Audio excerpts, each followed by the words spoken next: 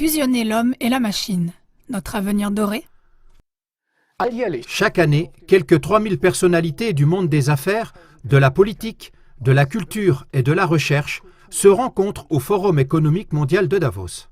Si on entend les leitmotifs de ces rencontres, tels que améliorer l'état du monde, repenser, redessiner, rebâtir, ou la mondialisation 4.0, façonner une architecture mondiale à l'ère de la 4e révolution industrielle, on pourrait penser que de vrais bienfaiteurs sont à l'œuvre. Mais la réalité est différente. Les crises politiques, sociales et économiques sont en augmentation. En outre, il existe des menaces qui sont causées par l'ingéniosité humaine dans les domaines scientifiques les plus divers et qui s'imbriquent de manière complexe. La superintelligence artificielle prend le dessus. Les ingénieurs en génétique conçoivent des êtres humains. Les neurotechnologies contrôlent l'esprit humain et les agents pathogènes artificiels terrifient la population mondiale. La recherche scientifique, parrainée par les plus grands concepteurs mondiaux, ne s'intéresse-t-elle vraiment qu'au bien-être de l'humanité?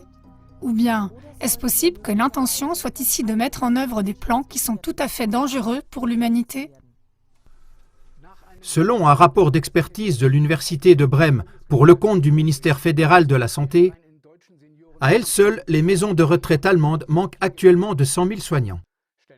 Cependant, les offres d'emploi sont rarement acceptées car les conditions de travail sont extrêmement défavorables et le personnel soignant est énormément surchargé. On essaye aujourd'hui d'utiliser des robots infirmiers pour répondre à cette situation d'urgence sanitaire. Mais cela ne signifie rien d'autre que de remplacer le personnel soignant humain par du matériel technique. Or, ce dont les personnes nécessitant des soins ont réellement besoin, c'est d'amour, d'attention, de conversation personnelle, de communauté sociale, de possibilités d'implication, etc.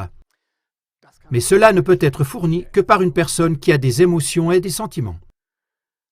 Ces domaines restent fermés à un dispositif technique tel qu'un robot infirmier, même si une approche semble possible avec l'intelligence artificielle qui progresse, mais seulement en apparence. L'être humain, en tant qu'être émotionnel et social, finirait ainsi par être abandonné sur le bord du chemin.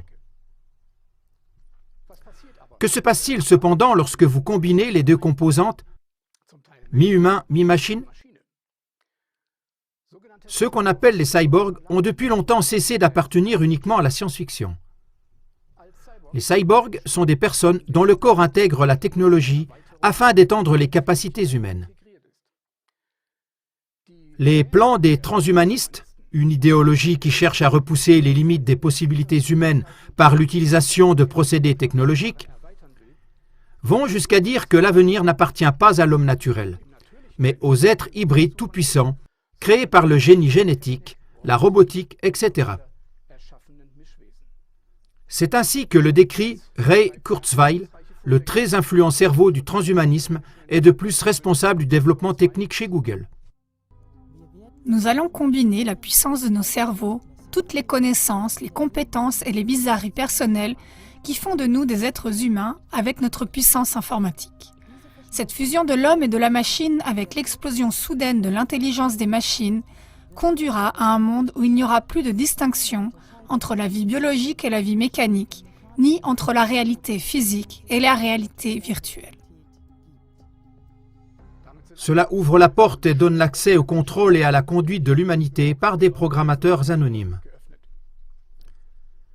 Étonnamment, Jeffrey Epstein, un banquier américain, investisseur et délinquant sexuel reconnu coupable, a également joué un rôle majeur dans ce domaine. En 2019, il a été accusé de diriger un réseau de trafic sexuel avec des mineurs pour personnalités de haut rang. Il est mort en prison, officiellement par suicide.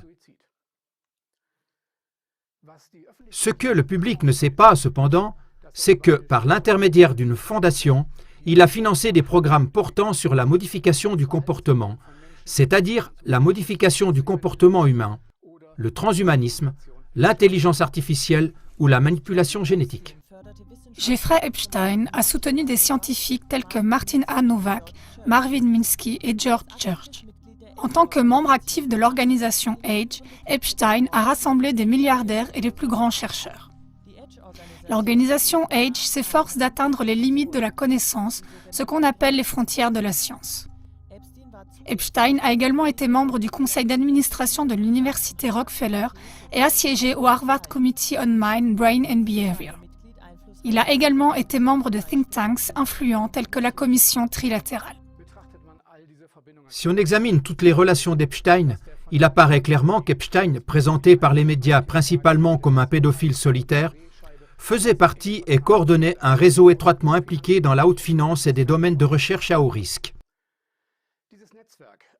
Ce réseau travaille manifestement en étroite collaboration sur des technologies visant à rendre les êtres humains naturels manipulables et contrôlables. Voici dans ce contexte une citation d'Albert Einstein. « Honte aussi à tous ceux qui utilisent sans réfléchir les merveilles de la science et de la technologie et qui n'en ont pas plus saisi intellectuellement que la vache n'a saisi les merveilles de la botanique. » Il est également préoccupant de constater qu'il y a quelques années, des scientifiques ont découvert un mécanisme permettant de modifier spécifiquement l'ADN. Avec ces ciseaux génétiques appelés CRISPR-Cas, des séquences de gènes peuvent être insérées ou retirées à volonté. Les partisans de cette technique affirment que le CRISPR-Cas peut être utilisé pour prévenir de graves maladies héréditaires. Le professeur George Church de Harvard, notamment, soutenu par Jeffrey Epstein, a obtenu un brevet pour l'utilisation des ciseaux génétiques. Il travaille sur l'altération et la modification des gènes dans le but de créer une race humaine supérieure. Les critiques craignent toutefois des abus. Selon les médias, nous serions encore loin de produire des bébés sur mesure, mais il existe déjà des scientifiques comme E. Jiankui, qui en 2018 a prétendu avoir manipulé génétiquement avec le CRISPR-Cas des jumelles avant leur naissance. Toutefois, cela s'avère dangereux, car de tels changements dans la constitution génétique d'une personne ne peuvent être inversés et peuvent même être transmis à la génération suivante, avec des conséquences totalement inconnues. Tous ces arrière-plans montrent clairement que des domaines scientifiques très courtisés et très financés franchissent de plus en plus les lignes rouges et qu'une science qui tend vers la mégalomanie craint de moins en moins de briser les tabous éthiques et moraux.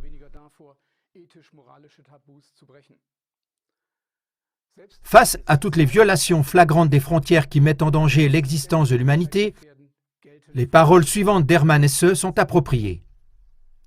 Souvenez-vous, le doux est plus fort que le dur. L'eau plus forte que le roc.